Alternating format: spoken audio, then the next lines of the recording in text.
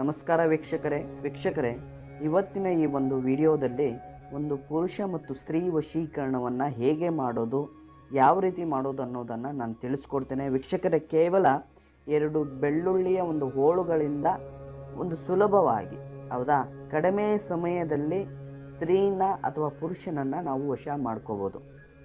ಕೆಲವೇ ಗಂಟೆಗಳಲ್ಲಿ ಹೇಳೋದಿಲ್ಲ, ಕೆಲವೇ ನಿಮಿಷಗಳಲ್ಲೇ ಅವರು ನಿಮ್ಮ ಹತ್ರ ಇರ್ತಾರೆ. ಅಷ್ಟು ಬಲಿಷ್ಠವಾಗಿ ಈ ಒಂದು ತಂತ್ರವನ್ನು ನೀವು ಮಾಡಿದ್ರೆ, ಹೌದಾ, ಅದಕ್ಕೇನು ಟೈಮ್ ಬಹಳ ದಿನಗಳು ಬೇಕಾಗಿಲ್ಲ.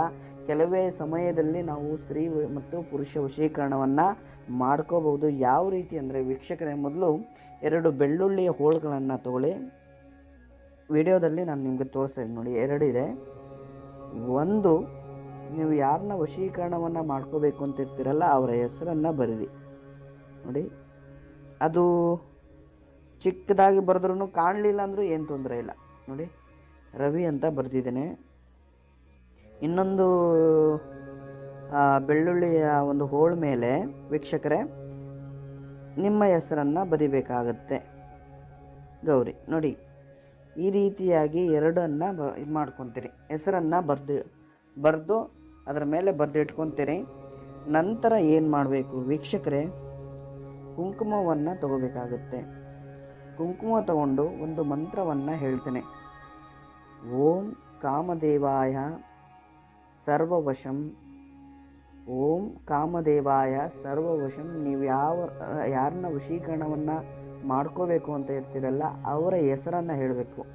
ಓಂ ಕಾಮದೇವಾಯ ಸರ್ವವಶಂ ಗೌರಿ ಅಥವಾ ರವಿ ವಶಂ ಕುರು ಸ್ವಾಹ.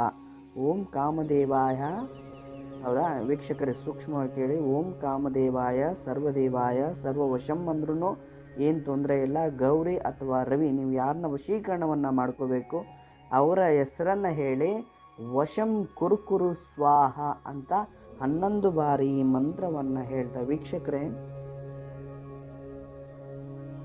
ನೋಡಿ. ಅದರ ಜೊತೆಗೆ ವೀಕ್ಷಕರೇ, ಈ ಎಲೆ, ನಿಮಗೆ ಎಲೆ ಯಾವುದು ಅಂತ ಗೊತ್ತಾಗಬೇಕು. ಆವಾಗಲೇ ಗೊತ್ತಾಗುತ್ತೆ. ಎಕ್ಕದ ಗಿಡದ ಎಲೆ ಇದು, ಹೌದಾ. ಎಕ್ಕದ ಗಿಡದ ಎಲೆಯನ್ನು ತಗೊಂಡು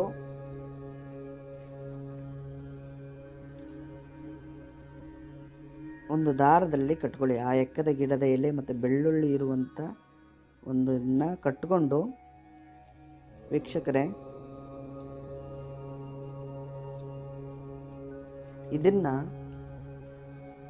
ಇದನ್ನು ಬೇವಿನ ಮರದ ಒಂದು ಗಿಡಕ್ಕೆ ಇದನ್ನು ಕಟ್ಟಬೇಕಾಗತ್ತೆ.